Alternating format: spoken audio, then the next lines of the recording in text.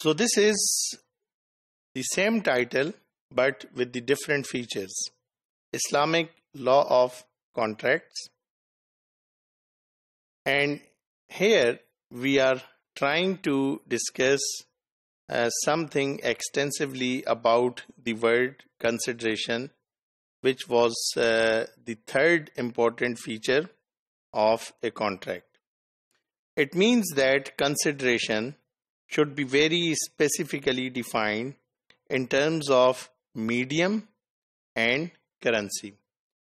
بدلے میں جو بھی کچھ دیا جا رہا ہے اس کا میڈیم بھی ڈیفائن ہونا چاہیے اور وہ کرنسی بھی ڈیفائن ہونی چاہیے. میڈیم کیا ہوگا، موڈ کیا ہوگا اور اس کی کرنسی کون سی ہوگی. جب ہم کوانٹٹی کی بات کرتے ہیں، quantification, it means that the consideration should also be very specifically defined in terms of quantity and detail. کہ آپ نے کنسیڈریشن کی جو بات کی ہے اس میں کتنا آپ دیں گے اور اس کی نیچر کیا ہوگی اور کیسے آپ دیں گے، یہ تمام چیزیں بالکل ڈیفائن ہونی چاہیے، اسپیسیفک ہونی چاہیے. کہ اگر 20,000 کی کوئی چیز خریدی ہے تو آپ کہتے ہیں 10,000 آپ ابھی دیں گے اور 10,000 وہ آپ 1 مہینے کے بعد دیں گے، تو 10,000 روپیہ وہ ابھی آپ دیں گے فی الفور، اور اس کے بعد جو ڈیٹ آپ کی ڈیسائیڈڈ ہے اس ڈیٹ پر مزید 10,000 دیے جائیں گے، یعنی وہ 10,000 روپے ہوں گے. کیا ہوگا؟ اگر کیش ہے تو بھی اس کو ویل ڈیفائن ہونا چاہیے اور اگر کریڈٹ ہے تو اسے بھی ویل ڈیفائن ہونا چاہیے. In consideration, in perspective of ability to deliver, it means that the object should be capable of certain delivery. For example, selling against a currency that is not used in the market is not acceptable, agreed.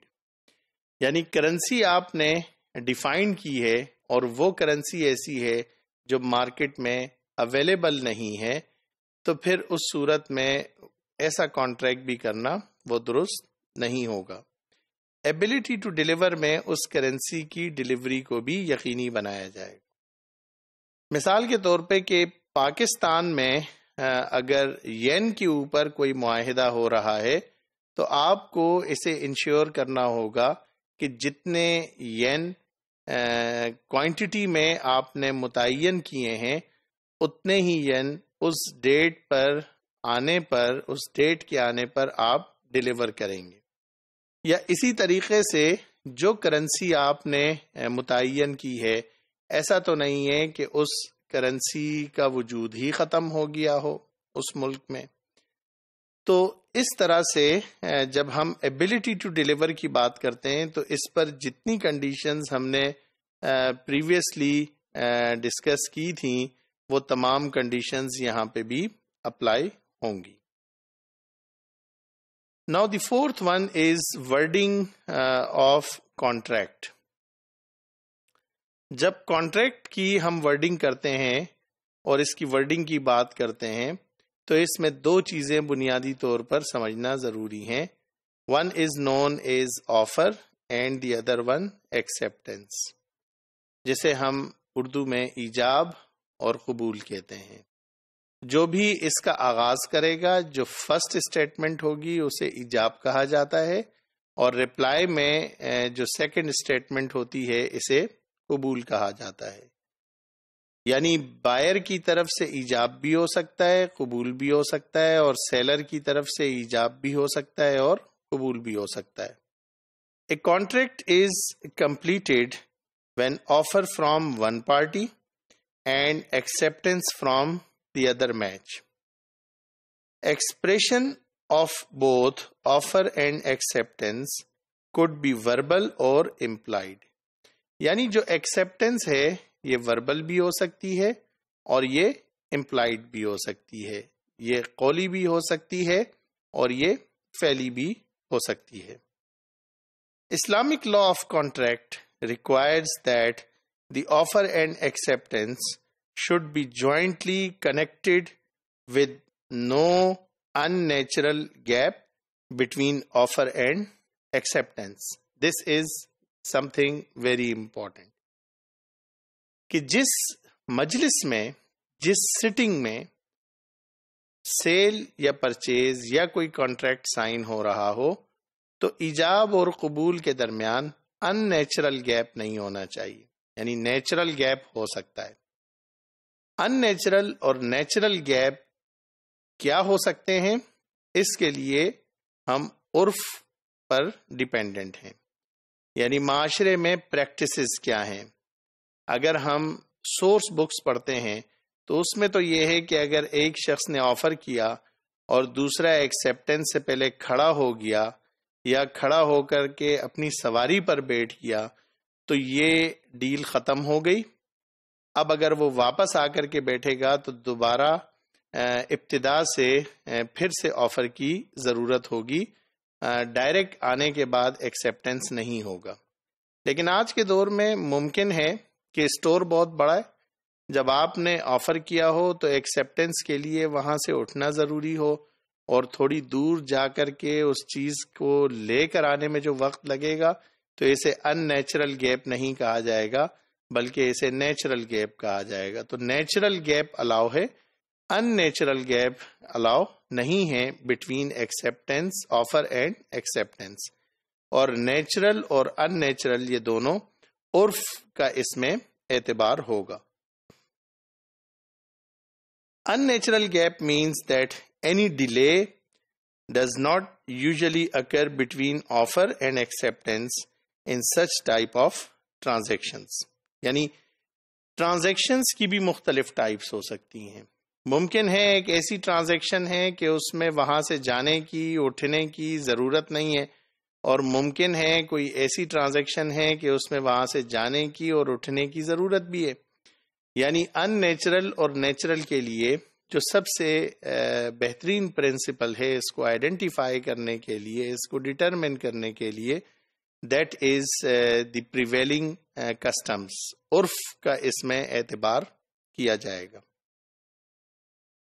The session in which offer and acceptance takes place is called مجلس العقد in Islamic law. جس sitting میں یہ acceptance اور یہ offer ہو رہی ہے اسے اسلامک فائنینشیل جورسپروڈنس میں ہم مجلس العقد کے نام سے یاد کرتے ہیں اور اسے پروناؤنس کیا جاتا ہے.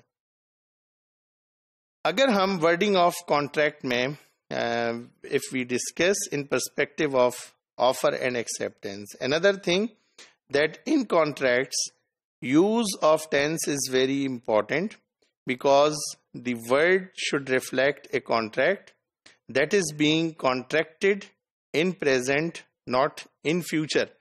جو بھی آپ معاہدہ کر رہے ہیں تو اسے پریزنٹ یا پاسٹ میں ہونا چاہیے نہ کہ فیوچر میں ہونا چاہیے. اگر کوئی یہ کہے کہ میں یہ چیز خریدوں گا اور دوسرا کہتا ہے کہ میں یہ چیز بیچوں گا تو یہ فیوچر کی بات ہے اور یہ فیوچر میں صرف اپنا ارادہ بتلایا جا رہا ہے, نہ کہ یہ کسی کانٹریکٹ کو کمپلیٹ کیا جا رہا ہے. The contract should not be contingent upon any event in future. یعنی کسی ممکنہ ایونٹ کے ساتھ کانٹریکٹ کو کنڈیشنل نہیں کیا جا سکتا. اور اس کی ایگزامپل کیا ہو سکتی ہے؟ آن 10th جنوری خالد جو کہ ایک سیلر ہے sells a P C to Hammad جو کہ بائر ہے with the condition that the sale would be completed if the Khalid wins the tennis match on 15th January. کہ آج 10 جنوری کو خالد ایک پی سی بیچتا ہے حماد کو اور یہ کہتا ہے کہ یہ اس وقت کانٹریکٹ ویلڈ سمجھا جائے گا کہ جب آنے والی 15 جنوری کو ٹینس میں جو خالد کھیل رہا ہے اگر وہ جیت جائے. اب یہ ممکن ہے کہ وہ جیت جائے اور یہ بھی ممکن ہے کہ وہ ہار جائے. تو اس طرح کی جو ممکنہ ایونٹس ہوتے ہیں فیوچر کے ان کے ساتھ بھی کانٹریکٹس جو ہیں ان کو کنڈیشنل نہیں کیا جا سکتا. a sale has been attributed to an event in future, it would not be allowed. Similarly, a contract should not be conditional. This condition is introduced in Islamic law of contract to avoid any conflict between two parties.